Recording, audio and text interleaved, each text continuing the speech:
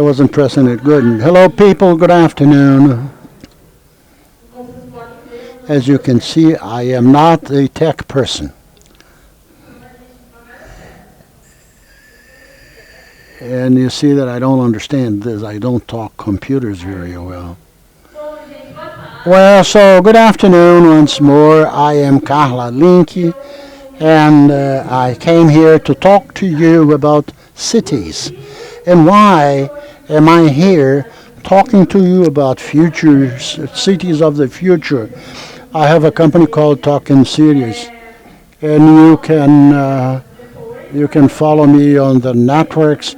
But in the past 6 years, I had a master's degree in design, and then I understood what was the role of the designer in building cities. I want to thank you publicly, Caetano, who invited me to be here. I'm very happy for that, to try and share with you a little bit of this. And I'd like to begin with an exercise. We love these things, don't we? But please close your eyes, shut your eyes, and let us do an imagination exercise. Let us project Belo Horizonte or Porto Alegre or São Paulo in the year 2050 or 2100 or 100 years from now. What is the city going to look like? How do you imagine it? That is a good question. How do you imagine the city? Think about it. What is included in these cities? How do people live? How do they traffic? What do they eat? Can you devise that? Now open your eyes and let me ask you, who imagined something like the Jetsons, flying things in the air? Who imagined something like Mad Max? Movies help us. Who imagined something completely different?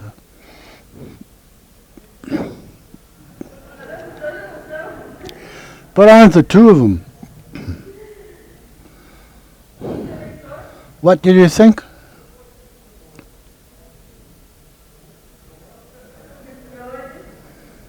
Drones.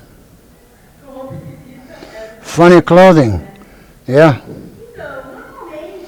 Well, usually when we think about the city of the future, we look at very futuristic things. The view that we will totally command technology, that we will fly, and we'll have the technological apparatus that will help us out. And along this gray, pessimistic rationale, the concept of smart cities was built, thinking about these elements in technology to help us become better cities. However, I would like to show a few images to you and think, within this universe that we are in today, these discussions that we're pursuing of discussing, of learning, and develop quickly, is this the OMVP of the future, of City of the Future? That is a prototype. This is the release that we're able to build. Can you see from here to that future or other futures that we may build? Maybe. This is a photo of Belo Horizonte after Carnival. The garbage, the trash that remains, the trash we yield. Does it help us build the city of the future? And the burnings in Amazonia will help us build the city of the future. Is this what we're producing? If we think that we're developing, we're learning, we're going to be here for 3 days, we're going to learn new methodologies, we're learning new processes and new manners of doing things, such that companies become more productive, such that teams become more productive, such that we can build solutions that can indeed be more profitable for the world, why can't we apply that to cities?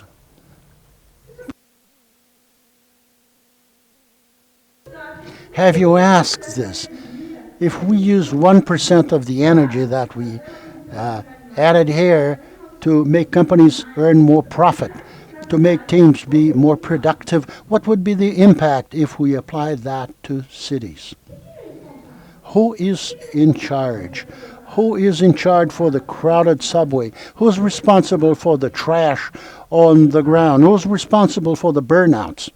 What's in your mind? This question is not rhetorical. Who is responsible? We are. Normally, we don't even relate because in our minds, this is a governmental issue. It's the government. Can I say foul names here? I have already. It's gone. I pay my taxes and I have to work 1,000,000 hours. I like what I do, but I have to work a lot because I pay a hell of a lot of taxes. And you know, they steal like there's no tomorrow in this country. And shouldn't we do some lean inception on those guys and try to get something out of them? In fact, if we think about the corporate rationale, I've been here since yesterday hearing the lectures. We have a number of examples that have a developed area, but in and by itself, IT does nothing. It is necessary that the entire company has an agile company in order to derive any result. Why would this be different in a city? I cannot accept the responsibility of governments for this, but I want us to begin thinking that we are not only systems users, we are resources as well.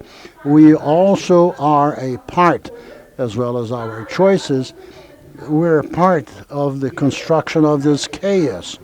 If I choose to leave home at 5 to catch the subway at 7, I'm contributing to the chaos. Oh, you can say I have a meeting.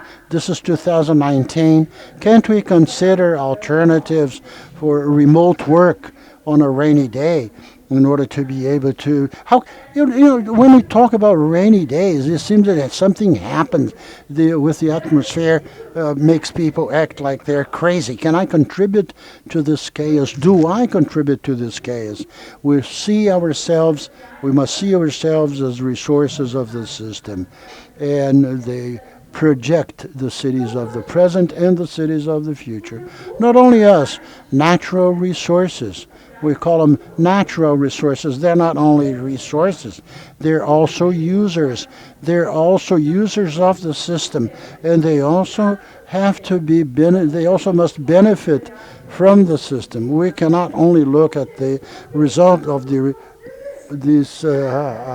resources available in our planet as though they were the cat's meow. No, if you work too many hours, you're going to deplete yourselves and burn out.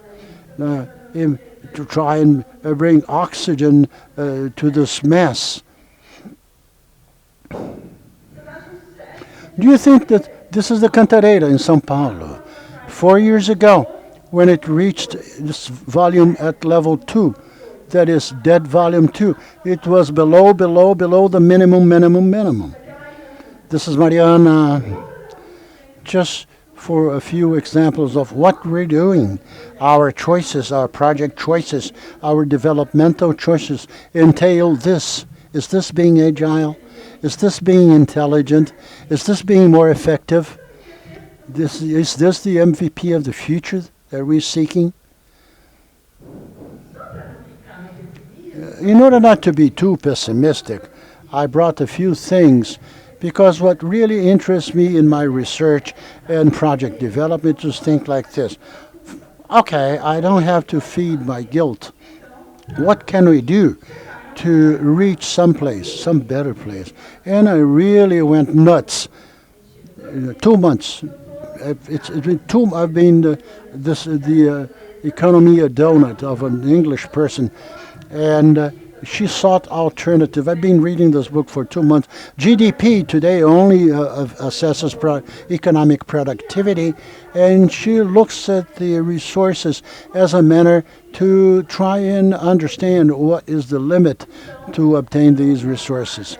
So what she does is look at what we have to develop, what are the issues, what are the problems, like housing and food, and this is an analysis of a country, and in this case, I brought Brazil, the poise. And where is the limit? Where can we use these resources?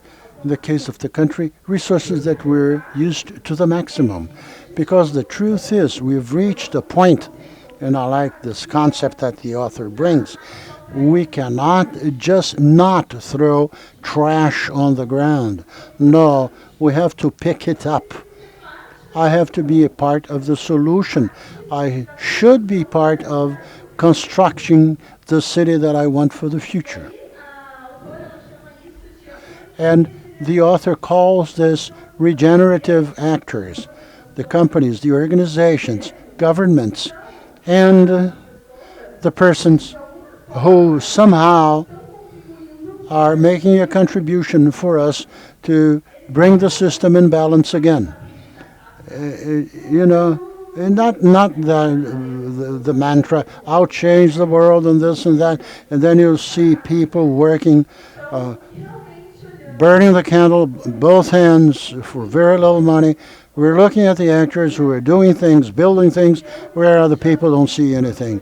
I call these people the producers of cities. Those are people who adopted this responsibility for doing something. And what is this catwalk is a catwalk that was developed in Rotterdam in the Netherlands, where a group of architects sought out the city administration and said, we want to build a catwalk to link the subway to this area of creative economics. And they said, we have no money. Oh yeah, money is the problem. No, leave it to us. And they did some crowdfunding, and with this people of creative economy, and they used their resources. They pulled together 100,000 euros, and all the names of all the people who donated money for the catwalk to become reality are included here. I don't know about you, but if we can build a catwalk, which is infrastructure, which is something that we tag as the government's sole responsibility, and they'll say, well, fella, this is Europe. In Brazil, forget it, this won't work. But in Barra Mansa, in the state of Rio de Janeiro, a community got together to build a bridge that the city administration was estimating at 300,000 reals. They built it for 5,000. So if we have the opportunity, we'll do it. The government played an important role here to allow this to happen, but the government is not the only one that has to look at the cities. This happened last week. Did anybody go to Hacktown? 1 person, 2 person, 3? We have some people, Hacktown 4. And Hacktown happens in Santa Rita do Sapucaí, in the interior of Minas Gerais. It is closer to São Paulo than to Belo Horizonte, but it is a 40,000 inhabitant city. They also call it the Silicon Valley of Brazil. They produce silicon there, and they have a strong technological production, and the electronic ballot was developed there, and they have a strong school. The only technical school in Brazil was there for a long time, and 4 people who had lived in the city left and came back and decided to connect Santa Rita with the rest of the world.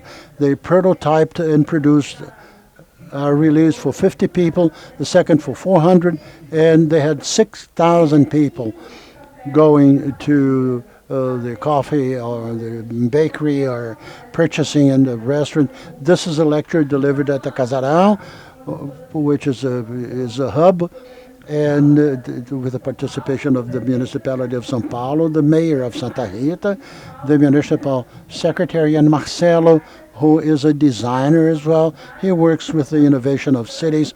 He is doing his master's degree, working on the case of Santa Rita. At 1 p.m. in this group, we're taking some beer, and I'm wearing the same clothes, if you haven't noticed. Well, I didn't even notice it before, but, well, anyhow, I have a huge wardrobe. But anyhow, this is it. What is interesting about all of this is that we do this crossover. The people who are there in Santa Rita and the pizza place listening to it, they are listening to what we believe is important, what you're doing. And the city is growing, is growing based on this exchange, based on what happens. On these exchanges that happen there, just like the Serenata de Amor. Who knows about this, the love serenade? Well, I love this project. This project, what they did there, they built a robot, Rosie, there to look at the public expenditures from the city representatives, and the robo finds wrong things. The representative went to São Paulo in the evening, and at the same time he was having some beer in London that cost about 100 real. So these are things that can't happen, and the robot says there's something wrong here. There's a group of volunteers that look at these things and they tweet and they say, well, we found some issues here. So what they do is that they don't tweet that on the representative's page. They let the people do it. So the people go in there and say, you son of a bitch, what are you doing with my money? Or my dear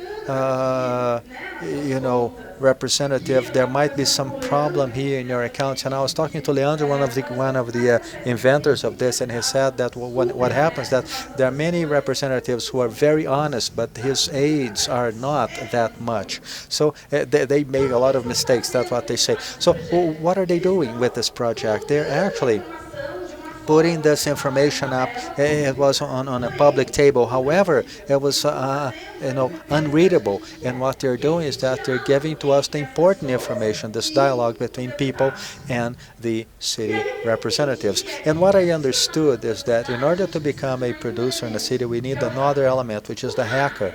The urban hacker, it is not that person that steals your password, I don't have to say it here, but it is the person that really employs the hacker thinking. So it is an entrepreneur, a designer, a developer, and an aficionado of technology that has a positive attitude. So he looks at the problem as an opportunity, and he has patience, because it is not easy. It is not the first nor the second, and sometimes not even the third that he will solve that problem. And he has one thing that you all here have, which is the capacity to turn ideas into shapes. Because this skill might seem very obvious to you, however, it is not. There are people who are very good, and you might have seen a lot of people like this, that you have seen a lot of problems, and you looked at them and said, well, somebody should do something about this. What a damn, nobody has solved this yet. But you already started thinking about a solution. If they did this, if they did that, if they took 10 minutes here, that would be a lot easier. So we have to use these opportunities, these ideas, and put this forward. And for me, this has a lot to do with the role of the designer, design thinking, which is not just to stick post-its that people think this is design thinking, to get post-its and put it there. No, that's a brainstorming session. The people think this is design, but it is not.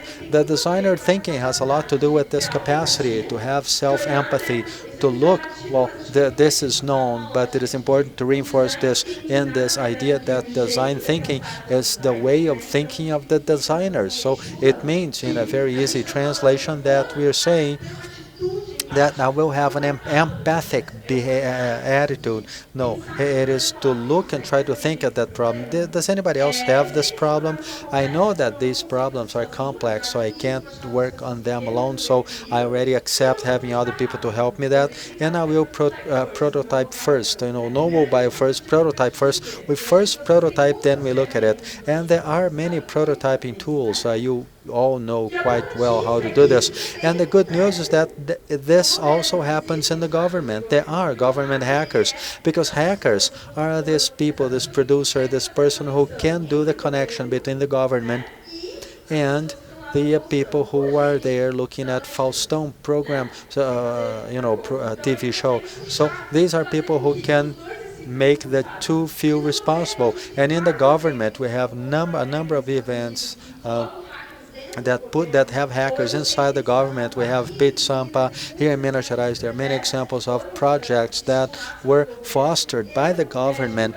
I had the pleasure of participating last year in Digital Yard, which is an innovation laboratory from the government here of the State Secretariat of São Paulo, where I could learn about Inception. I applied Inception there because I had this opportunity of designing digital services. It was great. It was a great experience, and this is what my company does. I help government agencies to apply innovation in practice, to have this bridge with the citizens. So there are very good people doing this. There are very good people in the government trying to develop things. Oftentimes they are as alone as we are. So oftentimes they have goodwill, but they don't have the resources. They don't have all the tools and skills to employ. And our role is to make this bridge, is to help these people who want to do good things to, in fact, be able to go forward. I will leave you here one last tip, which is this TEDx. I like it very much, from Alejandro Alavena, and he says that the main difficulty to be able to have the city we want is not money, it is coordination. To really be able to join those who know how to do with those who want to do with those who have the decision power, to make that happen. And then, people, I would like to share one project with you I am developing right now that has this very idea, which is an example how am I applying all of this in the practice, because I consider myself a hacker, I consider myself an urban producer, and I was very much bothered by a few numbers, figures, and I would like to, before continuing with this, I'd like to you to close your eyes once again. I will play an audio here. I want you to listen and then tell me how you felt. Okay, pay attention to this audio excerpt.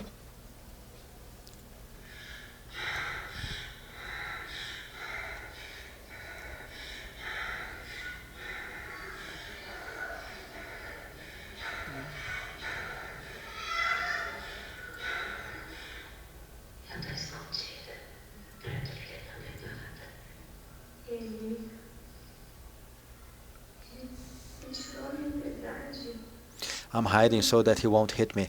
He took away my freedom. I could not do anything alone.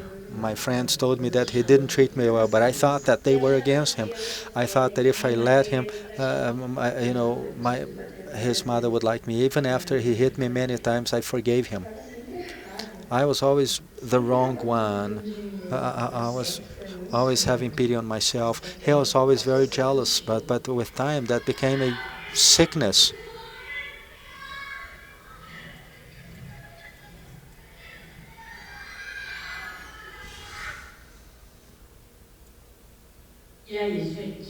What then, people? How was how were your feelings when you heard this? Very bad, right? What else? Horrible. I want to hear from men. We have many men in here. What did you feel? Scary, tense, sad.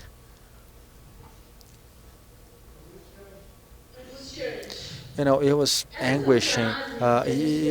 These are phrases we recorded through the INAP project that came from a study, phrases that were said by women. They were actually said by these women. And when we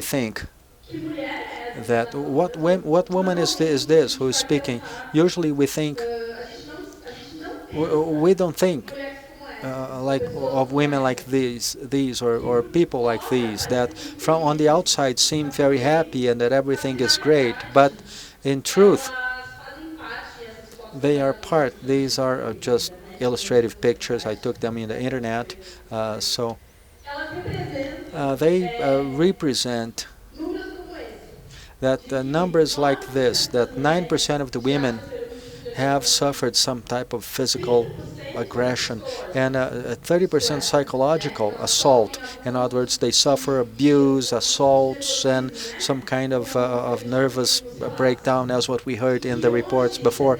And today, 78% of the cases of women who were killed by their partners here in Brazil. So the worst of all are not these statistics. They're not the ones that bother me and make me nervous and make me want to find a solution for this. No, the worst thing is that 50% of the women who have already been through some kind of a problem like this did not say anything to anyone. Not for their aunts or for their birds or for their loved ones, for the police, for their mothers, for no one. So we have here 1 out of every 3 women suffered some type of assault, and most of them did not say anything to anyone, did not report it. And this really bothers me. This is something that keeps me awake at night. This is something that makes me think, how are we going to be in a dream city in the future, a city that I want to, with figures like this in 2019? So we do have a number of problems. Yes, Disney is a piece of shit. No, it is good. It is good to go to the park, etc. But this creation, upbringing we had of waiting for our prince to come and give us a kiss, this is very strange. A guy to come and give me a kiss while I'm sleeping. This is not nice. This is not nice for us. Okay, so we need to really build new references. We have references of this dramatic love, the love that is jealous, that is difficult, and we need to build these new references. We talk very little about our feelings, and we have seen now some types of content like The Mask You Live In, which is available in Netflix, and The Silence of Man, which is also available in YouTube for free. It's open about the feelings of men, but we women, we also do not talk about the emotional intelligence. We don't talk about what we like, what we don't like, about what is good, what is not good for us. And the worst of all is that we have a saying here in Brazil that in a fight between husband and wife, nobody should, touch that. Nobody should come close. No, we have to interfere. We do have to interfere in fights between husband and wives. It is not a problem of them only, because usually the couple does not recognize that they are in an unhealthy relationship. So it is not only about the woman, it is also about the man.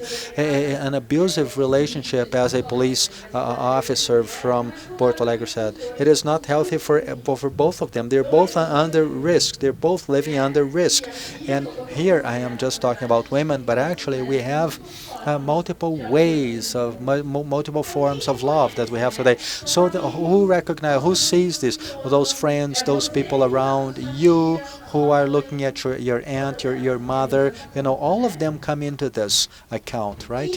So, and to recognize is different from acting. So oftentimes I recognize, I know that I have a problem, but I can't act. I come to my friend and said, well, I am under an abusive relationship, and what do I do with this? Well, I depend on him.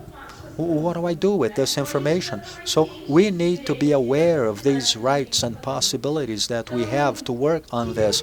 So what did I do with this project? I got together with other entrepreneurs, and we went to understand how can I use my skills, my research skills, my designer skills of a collaborative process facilitator to improve, to enhance the stock and better understand what we can do for this city of the future to quit or to stop with these relationships from the past. Actually, when we look at the trends that were mapped during the 50s, the Jacksons, for instance, they're a great example of this, that the more we had airplanes and flying cars and a machine that would make all the food, we still have a woman that was employed at home and a housewife. So we have to start talking about the roles we want in these new cities of the future. It is meaningless to have all the technologies if I continue reproducing these behaviors of the past, if we continue looking at people like a resource and not as a user.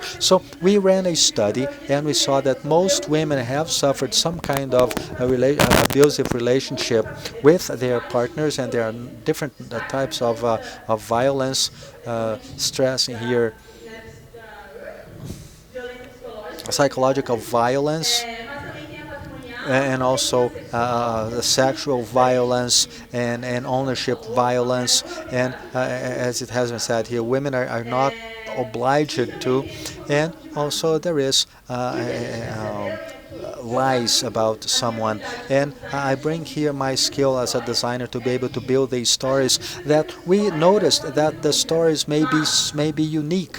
However, the pattern is still the same. And we have the journey of violence, which is something that happens all the time, of women who are, since from Tinder, after we'll talk about this, after we get some awareness, since from Tinder, they can see people, they can see guys, being possessive, being jealous, bothering them, and so on. And oftentimes, initially, we start with the prince, dreaming of a prince. Women come from abusive relationships, so they start everything very quick. They start living together very quickly, and this happens very often. And oftentimes, it is the person you were waiting for during your life, and he doesn't start hating you on your face. It starts with small signs, that little jealousy, control, so looking at the message you received from your friend, your male friend. No, I got a message from a male friend, something like that. And later it starts the violent cycle, where it starts the explosions of violence.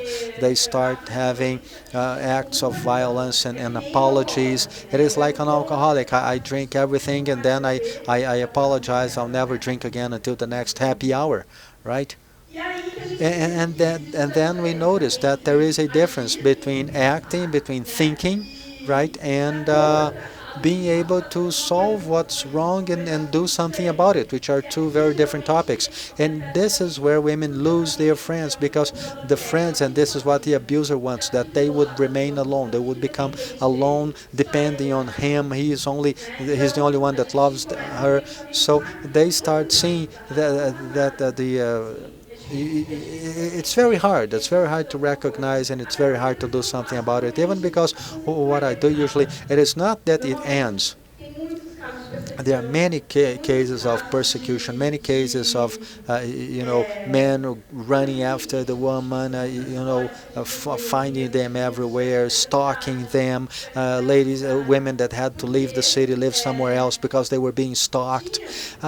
They had a hard relationship. So it is not only an easy thing, and it's not just that you laughed and everything is over. No, there's an entire story that happens afterwards. And what we saw most often here is that what women want is that other women would not go through this. So what we are doing now, look at this logic of development, is to think we are creating a platform in which we can help women who have gone through this to make them multipliers, so that other women can understand that this is not their responsibility and that they are not alone in this, and they cannot have to live this alone. The truth is that when they silence themselves, 52% of the women decide not to say anything, and they're making that abuser have more space. And if they leave, another woman would come and live the same story. So we have to talk about this. We have to bring women to talk about this. I'm very happy that being able to discuss this here, because we are all co-responsible. Not everyone is 100% bad or 100% good. Sometimes it is this very mix. So we do have to understand very clearly, right at the very beginning of the relationship, what are the signs so that we can avoid, we have to talk, dialogue, and create a new path. Another thing is that most women don't do anything, and they also do not report. And since they do not report, which is not easy, we understand it, it's not easy to report the women, and so they don't make this problem public. So it is right there on their private world. And we don't have data, we don't have information about this, but each police department is different. And today I even had the opportunity of having the WhatsApp of a police officer, and I went to visit their office here in Belo Horizonte. Well, we have to use all opportunities we can to improve on the project. So I started a volunteer work there of this group, the INA group. We are developing this study for 3 years now, and where we are using this information to understand what we can do to help this system, to help these services become better. And this is what we saw. Each police department is different. They all have different processes, different ways of working. So we don't have a pattern in Brazil to work with this situation. We have some ideas, but we don't know exactly what is happening throughout the country in these regards. So this is just those who felt some of these, those who can relate to some of these stories, look for help. Don't become silent. Don't be alone.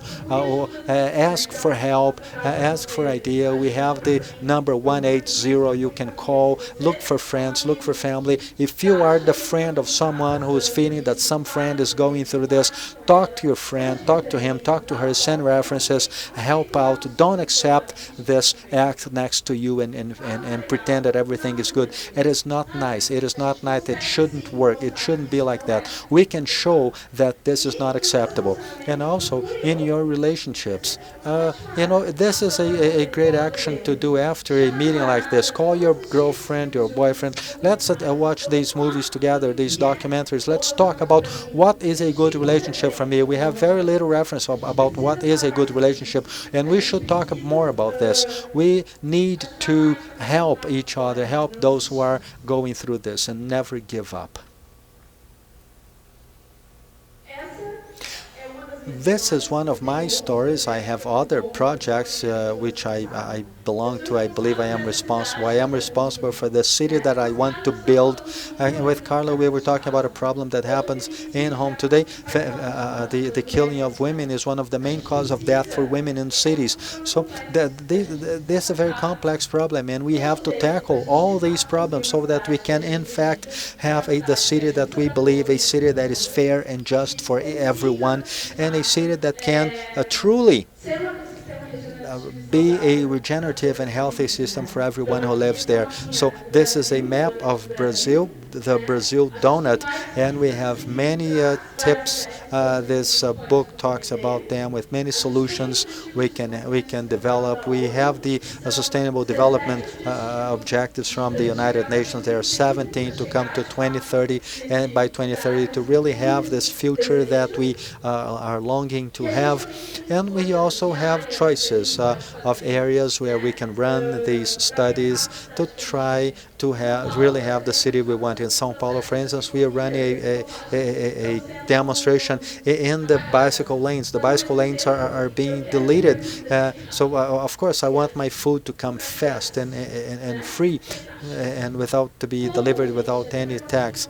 Well, this doesn't work like that. So look at the problems. Look at those problems that are bothering you, so you can see something that is bothering you. Try to find out. Usually there is someone already developing actions against that, or to solve that problem. Or if there is something that excites you, the city for children, a city you can walk in. We have so many nice things that the city can do, a green city, a sustainable city. How can I contribute with this? Building a garden, inviting people to come and help. So it is not only the bad things. Look at the good things the city has, and think about what you can do for this city to be better. So my invitation through this talk is to come to this place. Let's build this MVP. Let's think about the city we want and show it what we can do. And also show what we should have in this city, and be part of the good things of the city. Okay? Thank you.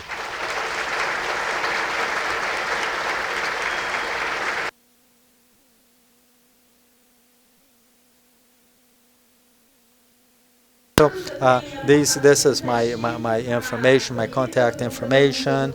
I have some other project. The TEDx is available and YouTube, and I also have 10 minutes here for Q&A. So I would like to hear from you so that we can really have a talk at the end. Please don't leave. Let's talk some more.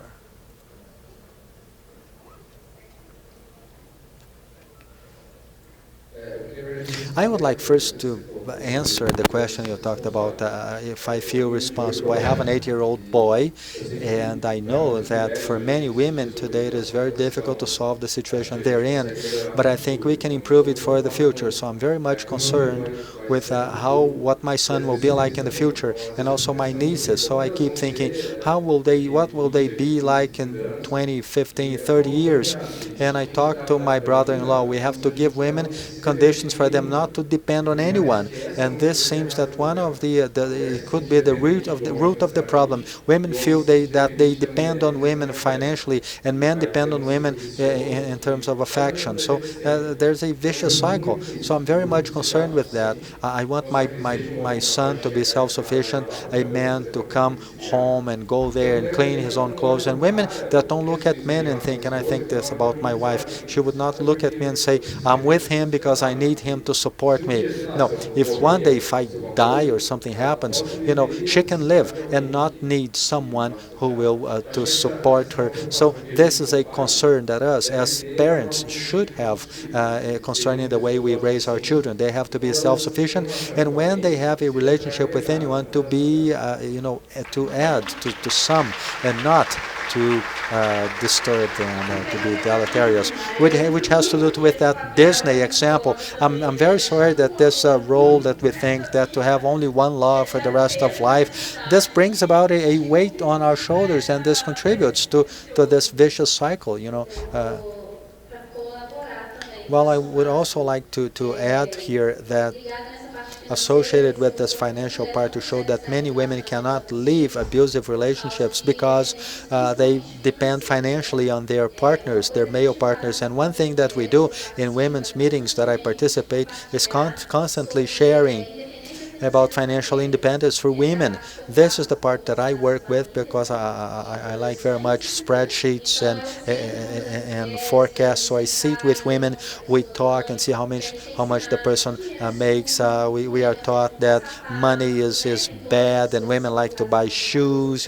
This is something we grow up with, and this makes us hostages. And this is something it's important to disclose and share financial independence, and those that can help women to be able to have a healthy relationship with money and be able to be financially independent. This is very important. And also think where we are sending our money to in general, where we're taking our money to. For example, I have had as a goal to think that who is the end receiver of my money, who is the owner of the store from which I am buying. It is the owner of all the stores in the city, or that it is that black woman from the outskirts. If is it the black woman from the outskirts? So maybe I should go to the bank, get my money and put it right in her hand instead of using the credit card. I know she has a credit card, but she'll have to pay money to the transnational company. The money will come out of my pocket. Why am I paying the transnational company instead of giving that money to that woman in full as it came from me, because it will be the same amount? So have this awareness about money, because money in our society means power. It really helps very much all the groups that are hostages of oppression to leave this box in which they are in. Yes, that is very much true. Congratulations on your project. This is really something very delicate, because this issue of financial dependence, it is also something that is built. I talk to women, for instance, who own the home, but they have 2 daughters and they think their husbands they suffer physical violence from the husband, but they still feel because they did not work. own the money, but he's the one that manages the money. We saw many cases where women, they don't even have an ID card. Their ID cards are kept by their husbands. So it is very important to truly, I'm really thinking, I'm really working hard on this leadership stuff. We have a project called Change from Mindset where we are working with women's leadership, because this issue of money comes from childhood. It is a cultural issue from the negotiation of wages, salaries, and of putting yourself in better opportunities. So we have with women a very important part of development, something that we have to do in order to help to solve this. And I even admire very much the work of Taros in this sense. I was saying that I know one of the recruiters there, and I know that they have a very important role to make women be a part, because we know that the universe of technology is still very hard for women. The more the event has this this all this information and disclosure, only 30% of women, and I was the only keynote woman. I know there were attempts, but once again, this is part of women to accept to be here on stage, because oftentimes we also don't accept it. So we need to play our role. We shouldn't have to wait for the other reference or wait for others to tell us that we deserve this place here. We have to put ourselves in this place, and that is why I always accept any invitation to talk whenever I know that most people there will be men, so that we can participate together. Well, this is it. We have to be present, and we have to position ourselves. I'm very happy that we have a chairwoman here. I personally had the courage in May of sharing my story. I lived a situation of domestic violence. I was married and my husband beat me. And it is important to say this out loud, because a woman like me in this audience, to admit this, it happened to me, will prompt our women to understand. Thank you. Thanks for sharing. I know it's not easy.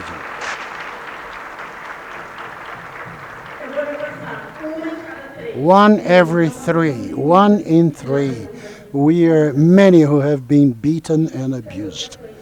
And people who beat also, we have to look at these two places. I live in São Paulo, have lived there for a number of years, and I learned how to hack the city. But I have seen many people moving to São Paulo and feel oppressed. São Paulo is an oppressive city. And besides hacking, we should hack the country, deflate Rio de Janeiro, deflate São Paulo. And the most good salaries in technology are in São Paulo, most of them. Those are remote workers. We can work remotely. Why aren't we working in other large capitals, as in Europe, with so many large capitals, or in the United States? Why can't we? We should be hacking Brazil instead of hacking São Paulo only, or Rio de Janeiro.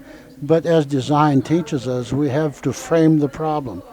When we state we should hack Brazil, problem will be too big and we can't solve it. It is very interesting, in completion, that this myth that people have the potential of their cities and their places. I had the opportunity of developing a design project to the Brazilian semi-arid region in the Jequitinhonha River Valley. There is an array. There was somebody in Jequitinhonha. There's a young boy who designed dresses because he once found a Vogue magazine and was delighted.